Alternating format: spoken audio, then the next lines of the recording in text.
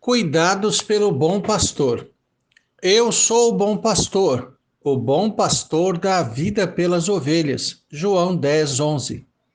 A figura de Deus como pastor e do povo como seu rebanho é percebida já no Antigo Testamento em várias referências. As Escrituras geralmente valem-se de figuras típicas, conhecidas, do cotidiano da vida do ator dos tempos bíblicos, para ilustrar e exemplificar verdades. Assim, figuras profissionais como o pastor, o agricultor, o guerreiro, etc., surgem como opções comuns nas páginas do livro sagrado. Falando-se estritamente do conceito de pastor, compreendamos que destacava grande responsabilidade. Era obrigação de um pastor empenhar sua vida para defender seu rebanho, especialmente na defesa contra predadores que constantemente rondavam as ovelhas. O texto epigrafado é uma metáfora na qual Nosso Senhor assume exatamente esse papel. Trata-se de um dos chamados ditos Eu Sou, encontrados no Evangelho de João, material exclusivo desse evangelista. O fato de o discípulo amado ter escrito já por volta da década de 80 do primeiro século fez com que seu evangelho fosse seguramente o último a ser produzido dentre os canônicos. Privilégio de quem escreve por último é poder informar aquilo que os demais, chamados sinóticos, omitiram. A forma do Evangelho de João também difere drasticamente da dos demais. Os chamados sinóticos receberam esse nome por mostrarem, em geral, as mesmas coisas. Marcos provavelmente foi o primeiro a ser escrito e uma das fontes de Mateus e Lucas. Unindo-se o material encontrado nestes dois evangelhos, encontrar-se-á diluído todo o evangelho de Marcos. Sinótico quer dizer ver junto, ou melhor ainda, ver ao mesmo tempo.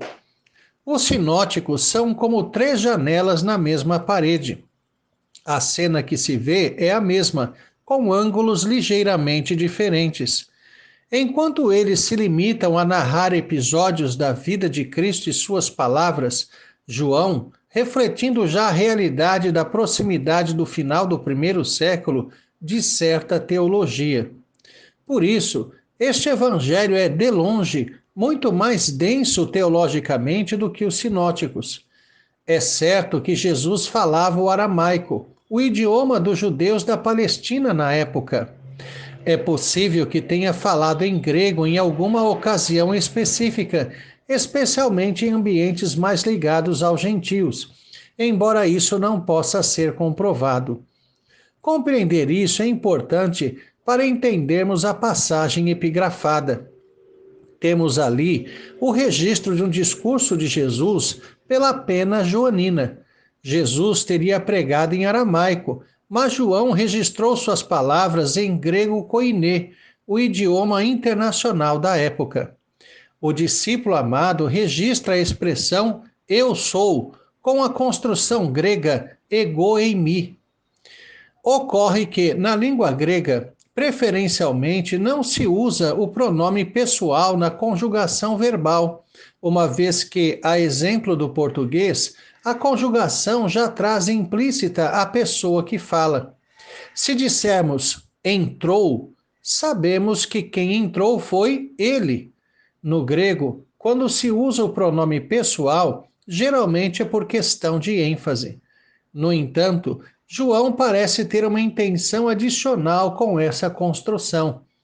A expressão ego eimi é exatamente o nome de Deus revelado a Moisés no episódio da sarça ardente, conforme encontrado na tradução do hebraico para o grego, feita no terceiro século a.C. em Alexandria, no Egito, conhecida como Septuaginta. Era a Bíblia das igrejas neotestamentárias, pois a grande maioria dos crentes era de fala grega. Todas as nações debaixo do jugo romano tinham o grego como vernáculo de comunicação entre elas. O grego era mais conhecido e falado na época do que é o inglês hoje. Assim, Quando as igrejas ouviam a leitura do Evangelho de João, acostumadas a ouvir o texto do Antigo Testamento da Septuaginta, identificavam o nome de Deus aplicado a Jesus.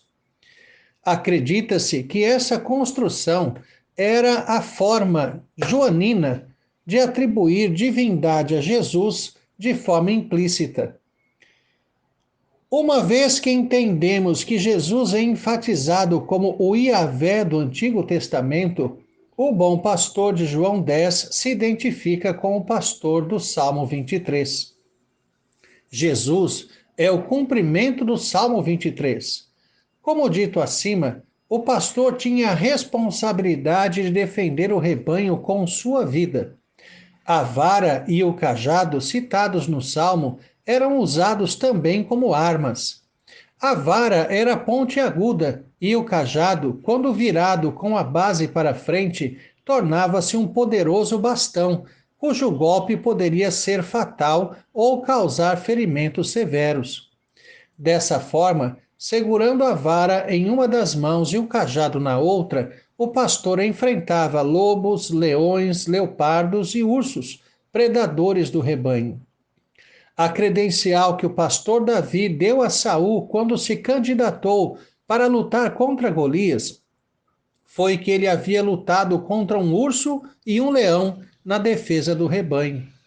Quando uma ovelha caía nas garras de um predador, para mostrar que havia feito tudo o que era possível para livrá-la, era de bom tom que o pastor apresentasse ao menos um pedaço da presa, tirado da carcaça abatida da boca do predador. Jesus se apresenta como o bom pastor. Geralmente temos um mau hábito de medirmos a bondade de Deus em consonância com nossa vontade.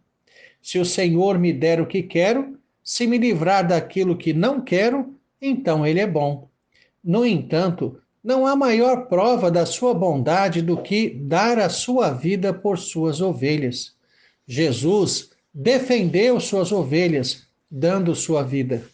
Se não reconhecermos o amor e a bondade de Deus por aquilo que Jesus realizou no Calvário, ainda que ressuscite dos mortos alguém muito amado, não o perceberemos na medida que deveríamos.